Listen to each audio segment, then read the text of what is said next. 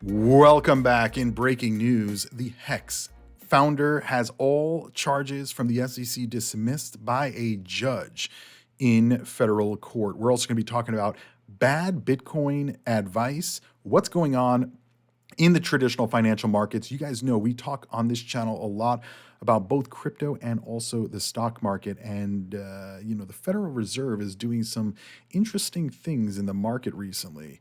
And I think it's important that we cover that because this is how we are going to understand how we're going to 5x our portfolio, maybe even potentially 10x it, understanding how the money is flowing, where the crypto money is going, and what the Federal Reserve, the central bank, the money printer for the US is doing. Don't forget to give this video a free thumbs up and also hit that subscribe button. I upload as much as possible to keep you on top of the latest happening in the financial world. But remember, nothing I say is financial advice. U.S. federal court dismisses the SEC's case against HEX founder Richard Hart.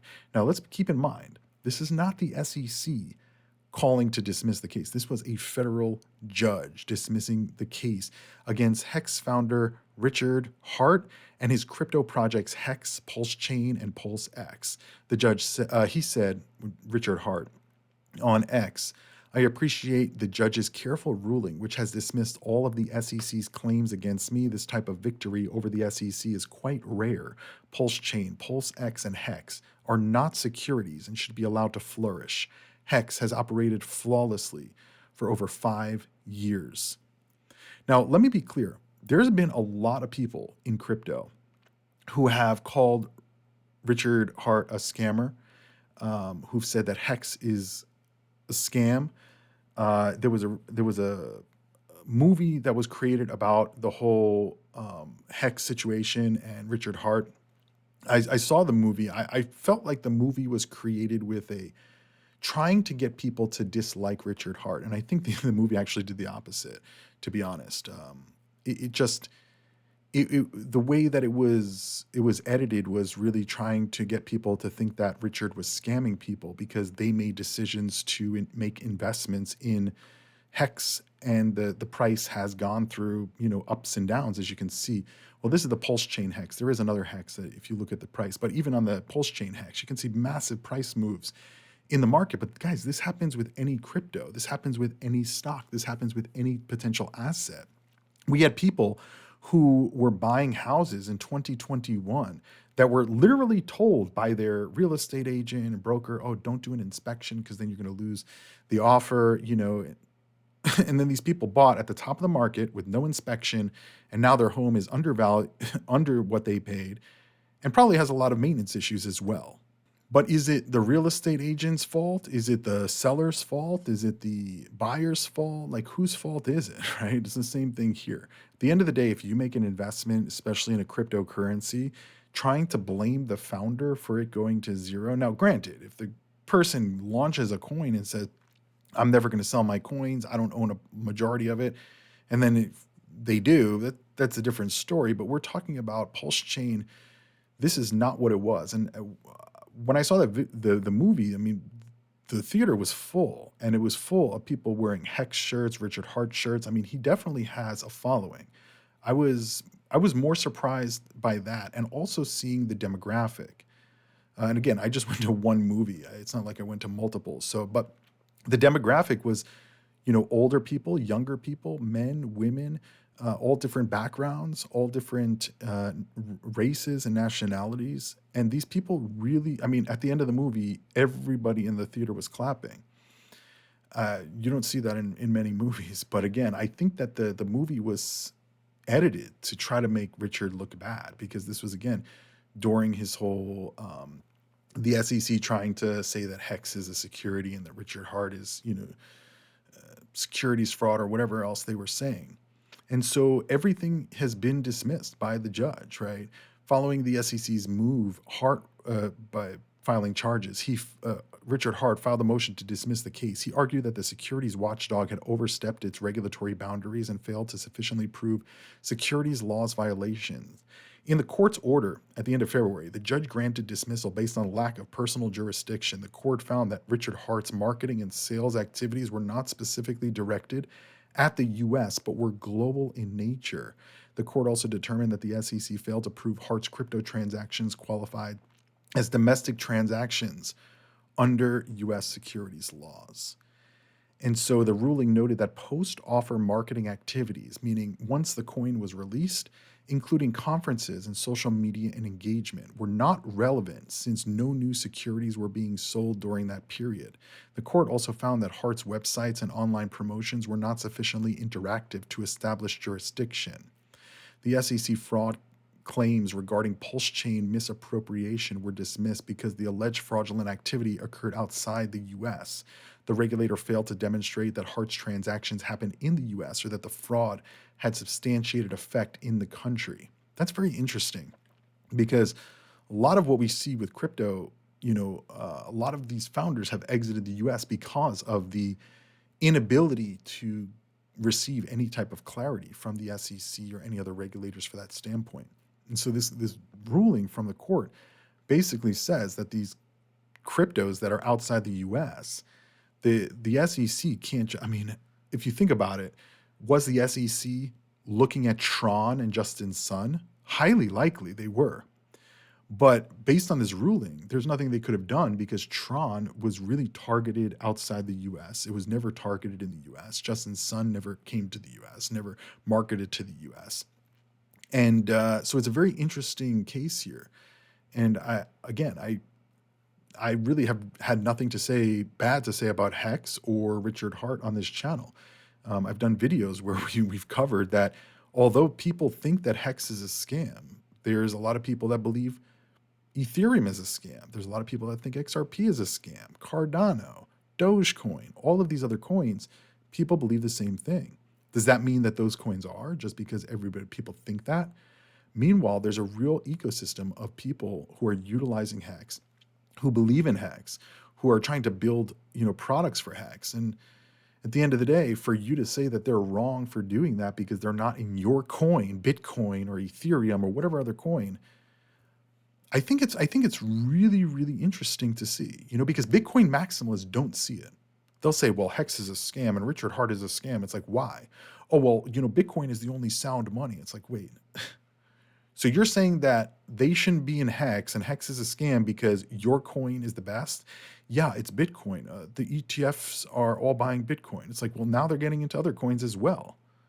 Does that mean that Bitcoin is any less of it just doesn't make any sense. And it's the same thing with stocks, or cars. Somebody will pay $100,000 for a car, and other people, they're like, I'm not paying more than $2,000 for a car. A car just gets me from point A to point B, right? And the next person says, yeah, but it has this kind of engine and it has these kind of wheels. And the person's like, I don't care. I'm not spending more than $2,000 for a car.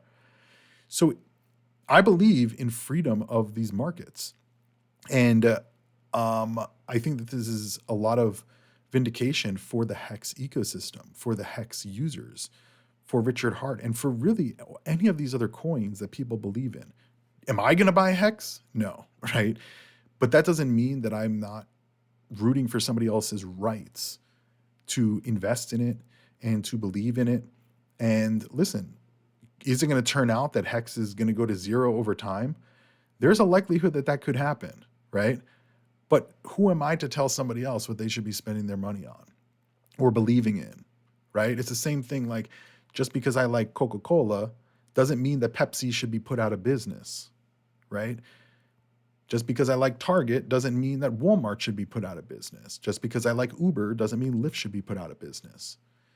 That's a big difference between these crypto ecosystems and I guess the world that we actually live in versus what we want to live in. So congratulations to Richard Hart and the entire HEX ecosystem. I know it's been a long road for a lot of you guys. And if you were at that theater, I was there with you guys. I was feeling that movie. It was quite interesting. And I'm really interested to hear more from Richard Hart now that this is kind of moved past. Anyway, on the other hand, talking about maximalists, Michael Saylor posted this on X, and it caused a flurry of people going crazy. He said, sell a kidney if you must, but keep the Bitcoin. Oh boy. Now, this is in regard to the price of crypto dropping really just about 12 or 15%. Not major move in these coins, but a move nonetheless. But this comes to the question, like, how far is too far, right?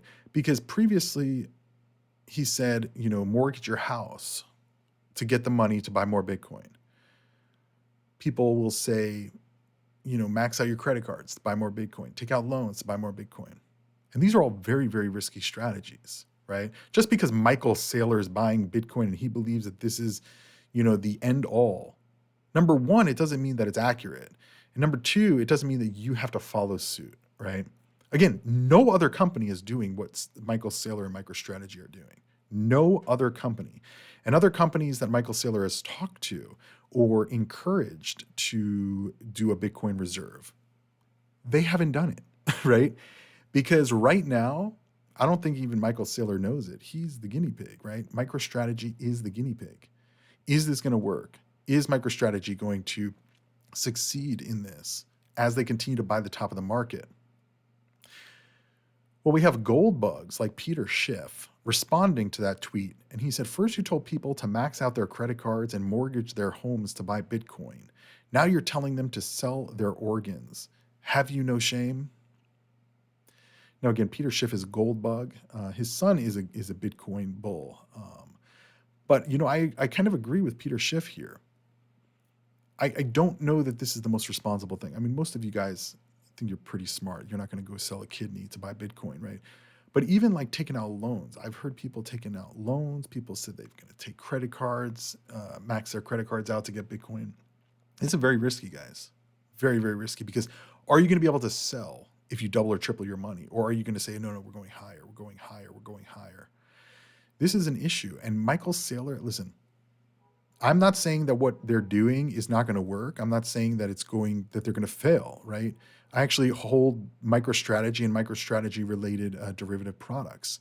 But I do think that there's immense risk that they continue to buy the top of the market. They weren't taking out debt in the bear market to this degree that they're taking it out now to buy more Bitcoin at the top. And so the higher we go in price and the more they buy at these higher prices, the more risk is involved. Right now, their dollar cost average is $66,000. Now, granted, a lot of this debt is not due till 2028. But if the bull market is over already and we go down and we go below $66,000, are they going to be able to go 2 years, 3 years in a bear market below their dollar cost average? And what happens when that debt comes due? What happens if Bitcoin is not above $66,000? And people are going to say, but Cryptoviser, it's definitely going higher than that. Maybe it won't. Will Michael Saylor sell at those higher prices? And as high as we go, what is the bear market low going to look like? And how long are we going to be there? So yeah, there is a lot of risk here to be selling an organ for that. So I wouldn't necessarily do that. Anyway, we're also hearing about Trump is hosting America's first crypto summit at the White House on, I think, March 5. And we'll kind of see what this looks like. From my understanding, it's just really going to be a meeting of industry leaders and founders. And they're probably going to talk very high level about, regulatory clarity, potential for Bitcoin reserve. But I don't necessarily know anything's going to be done on this day. I think this is going to be another hype event. I think a lot of people are going to be hyped up for what could be, but I don't know that it's going to be something where they're announcing, hey, we're launching a Bitcoin reserve tomorrow. Hey, this is what we're going to be doing to buy Bitcoin. Hey, this is how we're implementing blockchain. I think that's going to take much longer than most people are anticipating. And so I wouldn't necessarily get too excited about that. I think the next major catalyst is the Federal Reserve and the budget for the United States deadline. These two are going to be key for the money printing. And that brings us to, oh, by the way, before we go there, we're going to be talking about the Federal Reserve in just a minute, because that is really a significant portion of what is going to happen with the markets. But you can see here, Swiss National Bank president reportedly dismisses Bitcoin as a reserve asset. So what happened here? So the Swiss National Bank president has rejected the idea of holding Bitcoin as part of Switzerland's central bank reserve, citing a lack of stability, liquidity, and security. Speaking to this group, he cited three primary concerns surrounding cryptos: was their volatility, which he said makes sense, which makes them unsuitable for long-term value preservation, And then he said, second, our reserves need to be highly liquid so that they can be used quickly for monetary policy purposes if needed, aka you can sell it for cash, right? He said, we all know that software can have bugs and other weak points, and that is the lack of security being the third reason. Now, obviously, the Bitcoin maximalists would argue each of these 3 points and say, no, Bitcoin is well suited for this. We don't know that. We don't know that, right? Because, yes, we know that Tesla bought, or SpaceX, they bought Bitcoin back in 2021 and then they sold it. What we're seeing today is we're seeing a lot of Bitcoin ETF issuers selling a lot of Bitcoin onto the market as they want out of the Bitcoin ETFs right now. And the market is handling it fairly well, right? We don't see major moves in the price.